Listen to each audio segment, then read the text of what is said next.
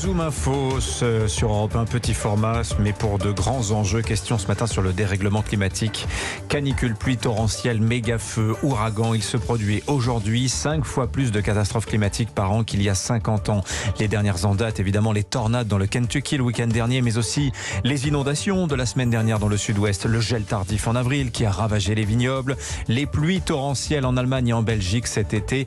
Le risque climatique inquiète le monde entier au point que dans les entreprises, un métier prend de plus en plus d'importance, le gestionnaire de risque. Il se trouve qu'il y en a un en studio avec nous. Bonjour Oliver Wilde. Bonjour. Bienvenue sur Europe 1. Vous êtes le président de l'AMRAE, c'est l'association professionnelle des gestionnaires de risque, profession que vous exercez pour le groupe français Veolia.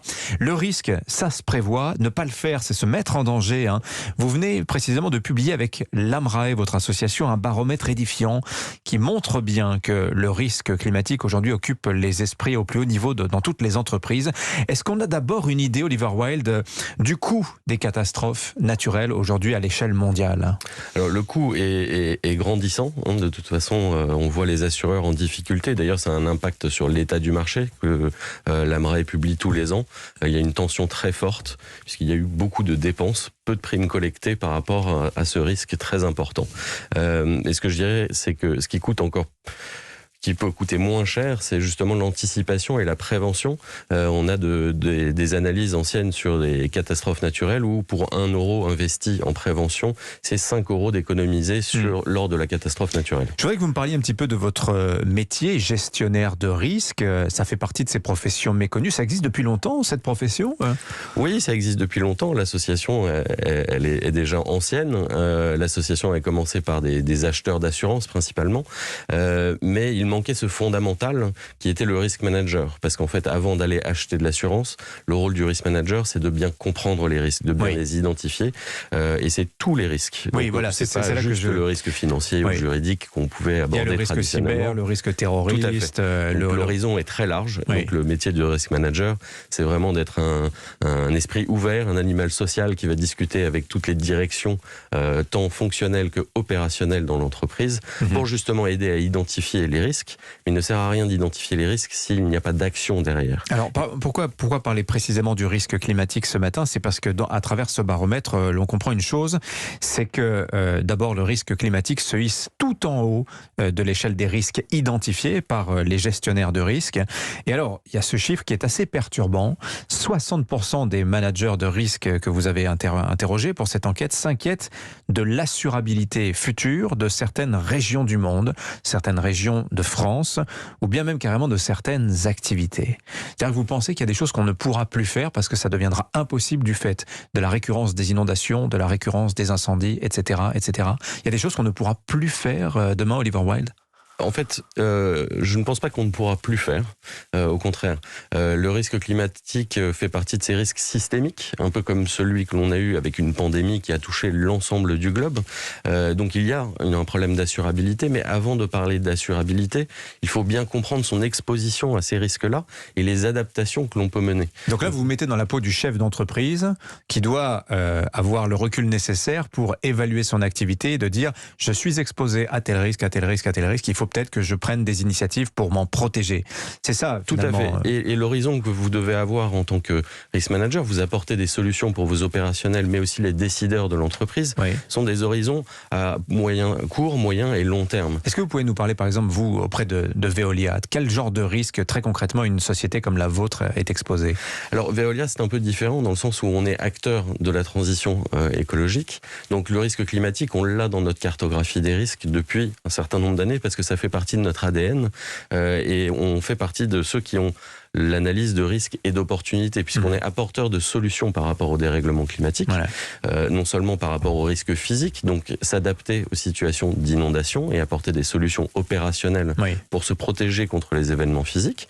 Et ensuite, il y a l'adaptation et les solutions à apporter à nos clients, aux collectivités territoriales, mais aussi aux industriels. Je vais prendre un exemple concret. Par exemple, c'est un exemple que vous citez assez fréquemment, un transporteur fluvial qui fait naviguer des barges ou des péniches sur un réseau comme celui du du Rhin, par exemple. Aujourd'hui, qu'est-ce qui se passe s'il n'y a plus d'eau dans le Rhin? S'il y a une sécheresse qui met à sec le fleuve? C'est bien le métier du risk manager pour pouvoir apporter des solutions et travailler les adaptations nécessaires. Alors qu'est-ce qu'on fait? Toujours des alternatives. Dans ce cas on peut changer de moyens d'approvisionnement. On passe au camion? On peut passer au camion, on peut trouver des alternatives, ne pas dépendre de contraintes. C'est vraiment s'adapter aux contraintes que l'on peut avoir. Et c'est pour ça qu'on vous disiez, est-ce que vous pensez qu'il ne sera plus possible de faire certaines choses? Je pense que il ne faut pas penser en obstacle, mais plutôt en adaptation et en transformation pour justement pouvoir continuer l'activité. Mais il y a de l'adaptation nécessaire à court, moyen et long terme. Alors ce baromètre que votre association l'AMRAE a dévoilé hier en partenariat avec l'assureur AXA, c'est intéressant de voir que vous travaillez ensemble, car qu'en réalité, vous avez des relations, disons, un petit peu compliquées avec les assureurs en général, parce que précisément, il y a cette question de l'assurabilité. On entend les assureurs dire, est-ce que demain, le monde sera assurable? Est-ce qu'on pourra tout assurer, vu l'ampleur de l'indemnisation qu'il faut parfois sortir? Je cite par exemple, pour l'ouragan Ida, qui avait inondé au mois de septembre le métro de New York, on s'en souvient, plus de 160 milliards de dollars de dégâts. Est-ce qu'un assureur peut à lui seul payer ce genre de... Enfin, à lui seul, est-ce que le secteur de l'assurance est, armé sur le plan financier pour assurer des catastrophes d'une telle ampleur? C'est bien la limite du modèle traditionnel, en fait. Et donc... le risque pandémique, par exemple, les risques de catastrophes naturelles montrent bien la limite d'un modèle classique. Et c'est pour ça qu'il faut penser à de nouveaux modèles. Ça fait la part belle au risk management, puisque... il ne faut pas avoir une réflexion sur l'assurabilité tant qu'on n'a pas bien compris ces risques et qu'on a mis en place des mesures fortes de prévention, d'entraînement pour pouvoir subir les chocs et en absorber une grosse partie et pour pouvoir remettre l'activité en route si elle est impactée le plus rapidement possible. Alors, je repose la question plus directement aujourd'hui. Est-ce que vous dites que les assureurs font le boulot? Est-ce qu'on est suffisamment indemnisé quand surgit une inondation, quand une rivière sort de son lit, quand il gèle au mois d'avril et qu'on s'apprête à faire ses récoltes, enfin ce genre de choses, voilà. Est-ce qu'aujourd'hui l'assurance remplit son contrat?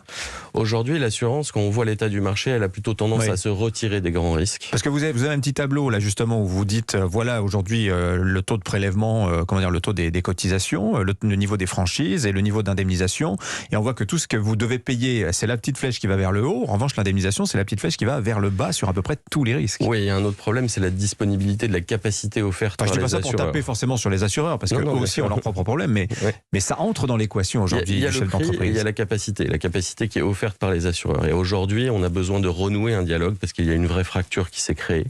Un dialogue qui sera fondé sur le risk management, puisque quand je gère bien mes risques, l'entreprise, elle est durable, résiliente, et tout le tissu économique l'est aussi. Donc ça, c'est très important.